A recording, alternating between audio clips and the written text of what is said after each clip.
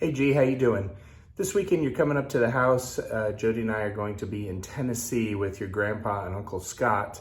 And they're going to be here working in the shop. There are just a couple new things that I wanted to go over with you. As always, I want to remind you, be extra careful when you're working here alone. In case you were to get hurt, there'd be nobody who would know about it. So you got to be extra careful. I do that when I'm working in the shop by myself. I don't take on anything that I could get electrocuted or cut. Because I want to be careful of that kind of stuff, because I'd be by myself, nobody'd be here to help me out.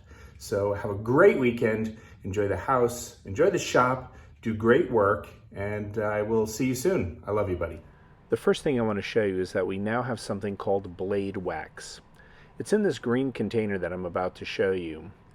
You're going to want to apply this to any of our drill bits or saw blades that we're using to cut steel with, specifically ferrous metals. You want to apply this to the blade to keep it cool and to keep it running smoother and faster. It's highly effective and makes our blades last a lot longer. Last time you were here, I was surprised that you didn't use this cutting saw for your metal. I don't know if you just forgot about it or you prefer the other kind, but I pulled it out because I wanted to remind you that it's available. I like it because it makes straight cuts. This is another toothed blade that we can use to cut steel with that the new blade wax would apply to. So I'm going to have just a short demo here to show you how to safely apply the blade wax. Now, putting the blade wax on this particular saw was a little bit more tricky because you have to be able to hold the blade guard back and press the power button. So that's why you're going to have to put this into the vise the way I'm showing you here. You're going to run the blade and just touch the blade into the wax. Whatever you do, don't try to hold the wax in one hand and the saw in the other. That would be a recipe for disaster. Now, I think that using blade wax for the drill press will be very, very important. So please go ahead and apply it to drill bits that you're using in the drill press. Remember, don't force the blades or the bits through steel. Optionally, you can use this for a regular drill bit in the regular drill, but maybe it's not quite as important there.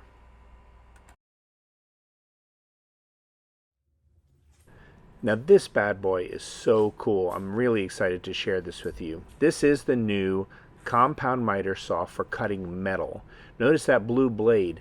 It is specifically for cutting ferrous metal. That means steel. Aluminum, you would not use that blade, or any wood or plastic. Please don't use it. That little button right there allows you to open up the saw to its full opening. The nice thing is you can see that this actually has a radial arm to it. This allows us to cut bigger material than we could have with the other saw. Right below the blade channel is the release lever that allows you to adjust the miter on the saw so you can cut the angle that you're looking to cut.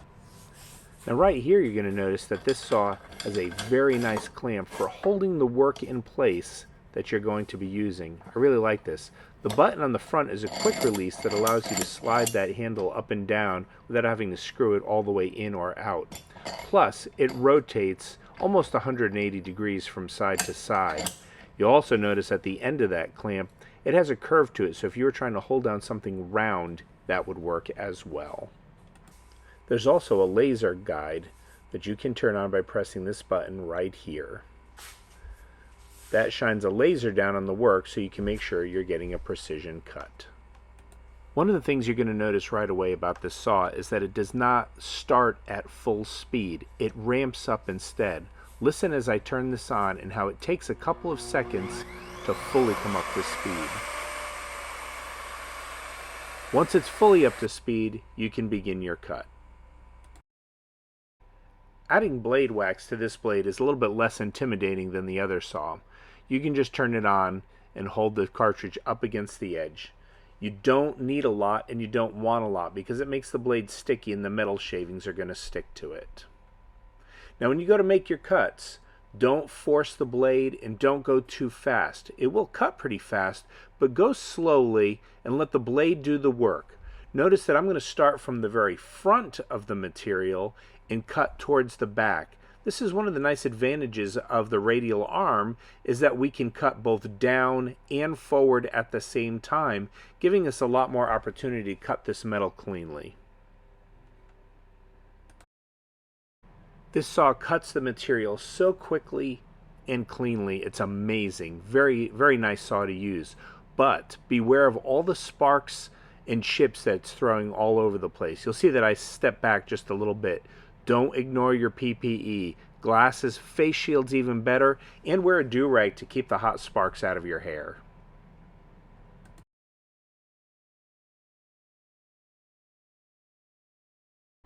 That cut is amazing. Look at how clean and shiny that is, and it's perfectly square.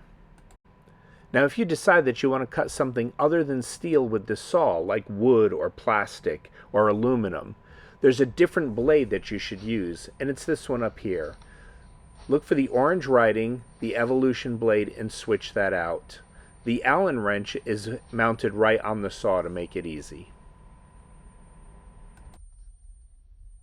Gavin, thanks for taking the time to watch this video. Please be careful in the shop. Take care of yourself. I love you.